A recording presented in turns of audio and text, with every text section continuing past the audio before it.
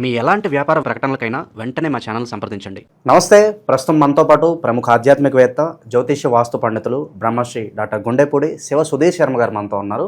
So గురుగారితో మాట్లాడేద్దాం. నమస్కారం గురుగారు. శ్రీమాత్రే నమః. శ్రీ గురుభ్యో నమః. గురుగారు, ఆగస్టు మాసం, విశేషంగా శ్రావణ మాసం, కర్కాటక రాశి వారి పరిస్థితి ఏ విధంగా ఉండబోతుంది? ప్రజెంట్ వేళ టైం ఎలా నడుస్తుంది? గ్రహాలు అనుకూలిస్తున్నాయా లేదా? ఓవరాల్గా ఎలాంటి జాగ్రత్తలు తీసుకుంటే బాగుంటుంది అంటారు? ముఖ్యంగా ద్వాదశ రాశుల ఫలితాలు మనం చెప్పుకుంటూ ఉన్నాం నాన్న.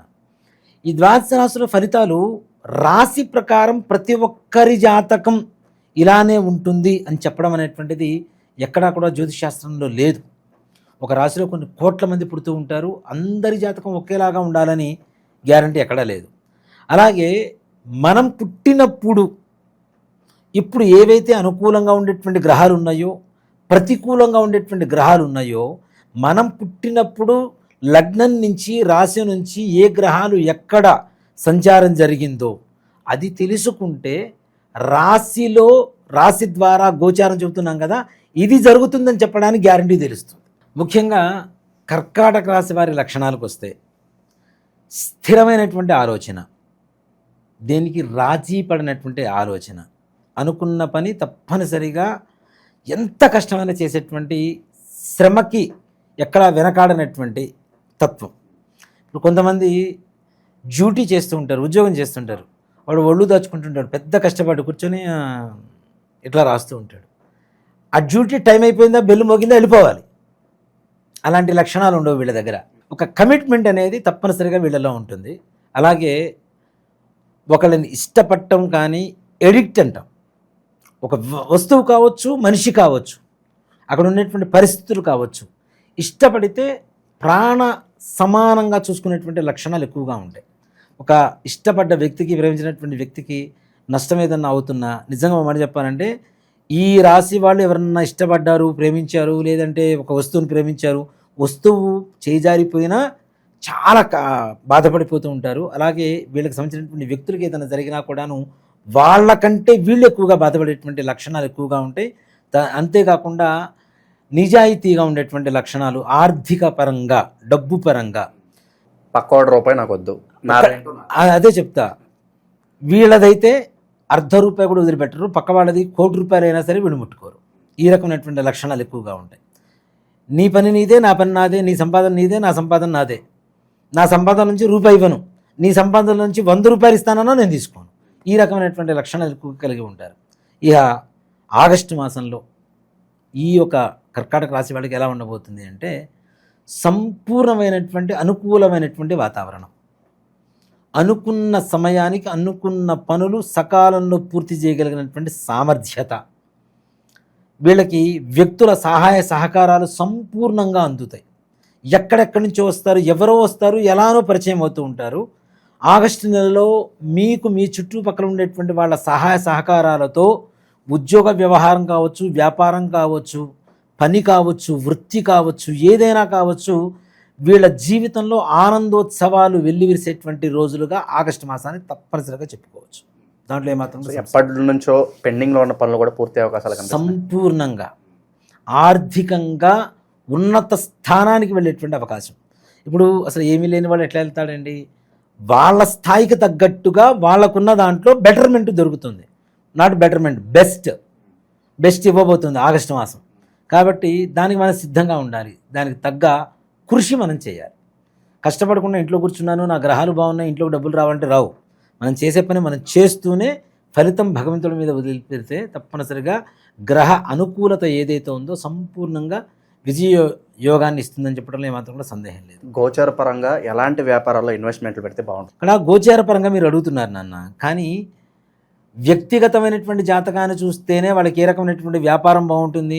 కర్కాటక రాసే వాళ్ళకి మిల్క్ ప్రొడక్ట్స్ అమ్మండి బాగానే ఉంటుందని చెప్తా. అందరూ అదే చేస్తాను అంటే అది కరెక్ట్ కాదు కదా.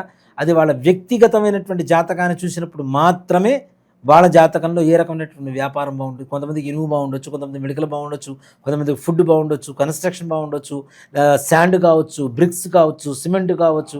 ఒక్కొక్కరికి ఒక్కో రకమైనటువంటి ఆ గ్రహస్థితి మనం పరిశీలించిన తర్వాత మాత్రమే చెప్పగలుగుతాం. కానీ ఏదో రాశి ప్రకారం ఈ వ్యాపారం చేయండి, మీరు సూటిగా వెళ్ళిపోండి అంటే అది కరెక్ట్ కూడా కాదని చెప్తాను నేను. దానివల్ల ఎదుటి వాళ్ళకి మనం రాంగ్ డైరెక్షన్ ఇచ్చినట్టు అవుతుంది.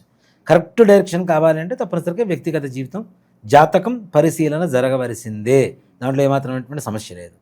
ఓవరాల్గా కర్కాటక రాశి వాళ్ళు ఎలాంటి బిజినెస్లు చేస్తే బాగుంటుంది అంటే ఇందాక చెప్పినట్టుగానే మిల్క్ ప్రోడక్ట్స్, అలాగే డెకరేటెడ్ ఐటమ్స్, ఫ్యాన్సీ ఐటమ్స్. అసలు వీళ్ళకి ఈ రకమైనటువంటి లక్షణాలు ఎక్కువ. అంటే వీళ్ళకి ఇష్టం అలంకరించుకోవడం, అలంకరణ చేయటం, అలాగే అలంకారానికి కావాల్సినటువంటి వస్తువులు కొనుగోలు చేయటం, అలాంటి వ్యాపారాలు చేయటం కూడా బాగుంటుంది.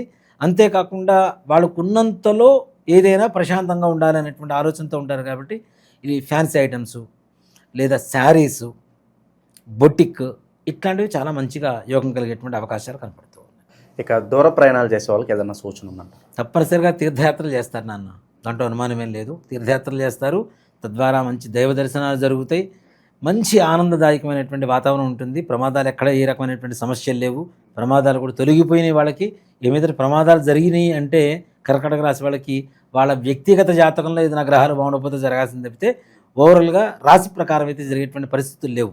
అంతా బాగానే ఉన్నప్పటికీ ఫలానా విషయంలో మీరు చాలా జాగ్రత్తగా ఉండాలంటే ఏం చెప్తారు ఈ రాశి వాళ్ళు? ముఖ్యంగా చెప్పాలి అంటే పురుషులు స్త్రీల వల్ల, స్త్రీలు పురుషుల వల్ల ఇది టూ మచ్ డేంజరస్ పరిస్థితి నాన్న. 100% కొత్త పరిచయాలు కావచ్చు, పాత పరిచయాలు కావచ్చు, మీ జీవితంలో అంతకుముందు ఉన్నటువంటి వ్యక్తుల వల్ల కావచ్చు, కొంచెం జాగ్రత్తగా ఉండాల్సినటువంటి పరిస్థితి. ఎక్కువగా పరువు నష్టం వాటిల్లటం, భయం, ఏం జరిగిపోతుందో ఏంటో అని. దాంతోపాటుగా కర్కాటక రాశి వాళ్ళకు కూడా హెల్త్ ప్రాబ్లమ్స్ కూడా కొంతవరకు పొంచి ఉన్నాయి. అది కూడా కొంచెం జాగ్రత్తగా ఉండాలి. ముఖ్యంగా స్కిన్ ప్రాబ్లమ్స్, చర్మ సంబంధమైనటువంటి హెల్త్ ప్రాబ్లమ్స్ ఒకటి. అలాగే మనం ఏదో పోయిన రాశిలో వేరే రాశికి చెప్పాం, ఈ నెలలో కర్కాటక రాశి వాళ్ళకి గుప్తపరమైనటువంటి రోగాలు, అనారోగ్యాలు రావడానికి అవకాశం ఉన్నది. కాబట్టి తగిన జాగ్రత్తలు తీసుకోవటం. ఇక్కడ ఇందాకనే చెప్పాను నేను, పురుషుల వల్ల స్త్రీలకి, స్త్రీల వల్ల పురుషులకి ఇట్లాంటి వ్యాధులు ప్రబలడానికి అవకాశం ఉన్నది. ఇలాంటి వచ్చినప్పుడు సాధారణంగా ఎవరితో చెప్పుకోలేరు, బయటికి మింగలేరు. లోపలికి అవునా, బయటికి చెప్పుకునే పరిస్థితి కాదు, లోపల మింగలేనటువంటి పరిస్థితి కాదు. దాంతో ఎక్కువగా భయాందోళనకు గురి అయ్యేటువంటి పరిస్థితులు ఉన్నాయి. కాబట్టి అట్లాంటి వ్యవహారాలలో చాలా జాగ్రత్తగా ఉండండి. నేను చెప్తున్నది ఇల్లీగల్ గురించి చెప్తున్నాను, కానీ అది కూడా చెప్పాల్సిన పరిస్థితి వస్తుంది అంటే ఎంత జాగ్రత్తగా ఉండాలి అనేది ఒక్కసారి ఆలోచించు. ఇక కుటుంబాల మధ్యలో ఏదన్నా థర్డ్ పర్సన్ ఇంటర్వ్యూస్ వల్ల వాళ్ళే కలహాలు రావడం, కాస్త ఫ్యామిలీ అట్మాస్ఫియర్ డిస్టర్బ్ అవ్వడం, ఇలాంటివి ఏదన్నా? ఒక్కటి చెప్తానన్నా, ఇంతవరకు ఉన్నటువంటి కుటుంబంలో ఉన్నటువంటి సమస్యలు తీరిపోయి దాంపత్య జీవితం సుఖ సంతోషాలతో వెల్లివిరిసేటువంటి పరిస్థితులు కనబడుతున్నాయి. ప్రాబ్లమ్స్ లేవు. అంతకుముందున్న ప్రాబ్లమ్స్ దూరం అయిపోయి వీళ్ళు హ్యాపీగా ఉండేటువంటి పరిస్థితి. భార్యాభర్తలు దూరంగా ఉన్నారు, విడిపోతున్నారు, ఇంకా వీళ్ళ వల్ల కాదు, వీళ్ళిద్దరు కలిసి ఉన్నా కూడా వేస్ట్, సంతోషంగా ఉండలేరు అనుకునేటువంటి వాళ్ళకు కూడా కొత్త ఆలోచనలు, వాళ్ళ పట్ల గౌరవం, భక్తి, ప్రేమ ఇట్లాంటివన్నీ కూడా పెరిగిపోతూ దాంపత్య జీవితాన్ని సంతోషంగా గడిపేటువంటి పరిస్థితులు కనబడుతున్నాయి. రియల్ ఎస్టేట్ రంగం వాళ్ళు, వీళ్ళకు కూడా విశేషమైనటువంటి యోగం కలగబోతోంది.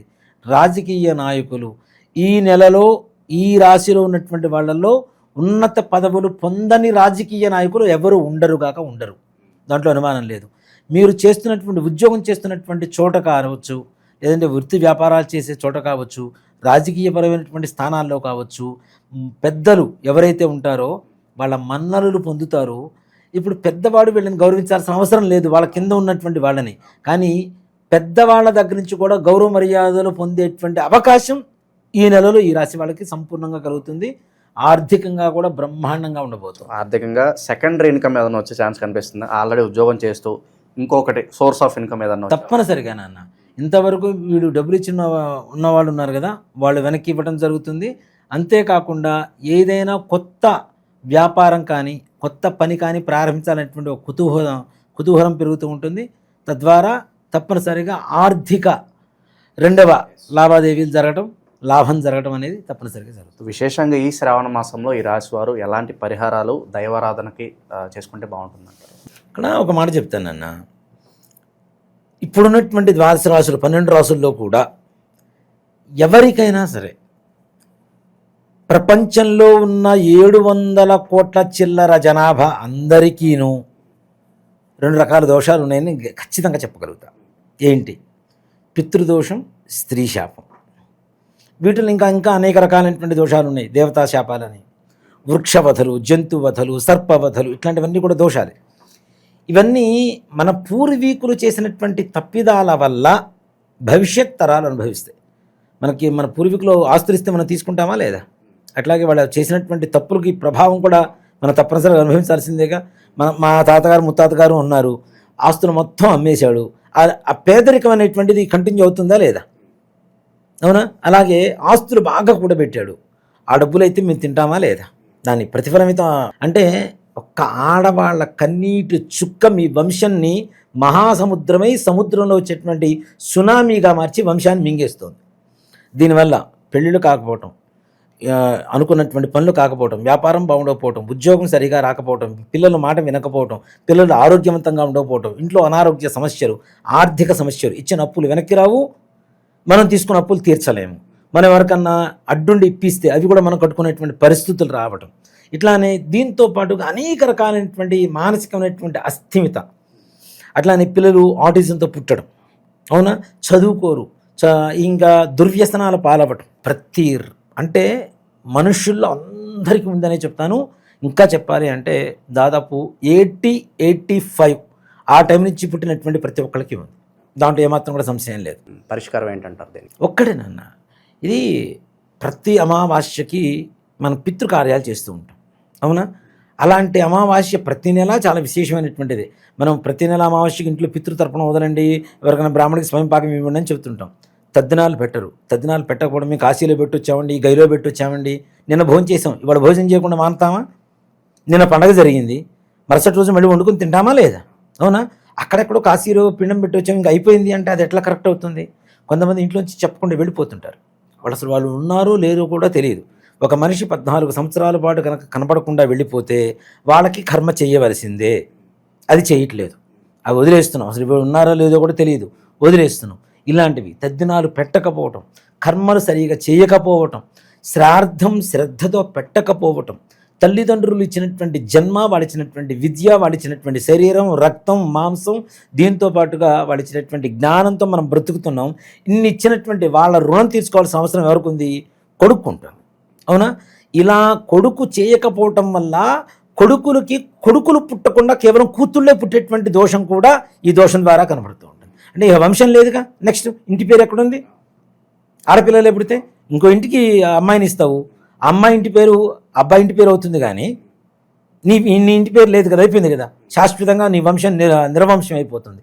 ఇలా అసలు పిల్లలు పుట్టకపోవటం కూడా, అనుకున్న పని ఏ ఒక్కటి పూర్తి కావటం లేదా.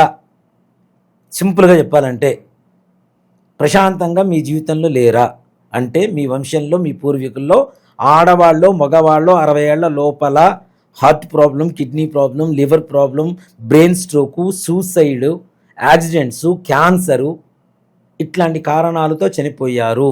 మీ పూర్వంలో 2 వేసి పెళ్ళిళ్ళు చేసుకున్నారు, ఇంట్లో భార్య ఉండగా కూడా ఇల్లీగల్ కాంటాక్ట్స్ పెట్టుకొని ఇంట్లో ఉన్న ఆడవాళ్ళని బాధ పెట్టారు.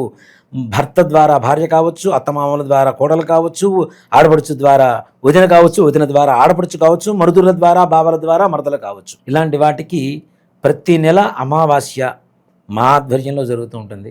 తప్పనిసరిగా గోకర్ణంలో మహాబలేశ్వరుడి చెంత ఈశ్వరుడు ఆత్మలింగం, ప్రపంచంలో ఇంకెక్కడా లేనటువంటి ఒకే ఒక్క చోటు ఉన్నటువంటి ఆత్మలింగం గోకర్ణ క్షేత్రంలో మాత్రమే ఉంది. అక్కడ చాలామంది కూడాను ఈ మన సామూహికమైనటువంటి శ్రాద్ధాలు అవి చేస్తుంటారు.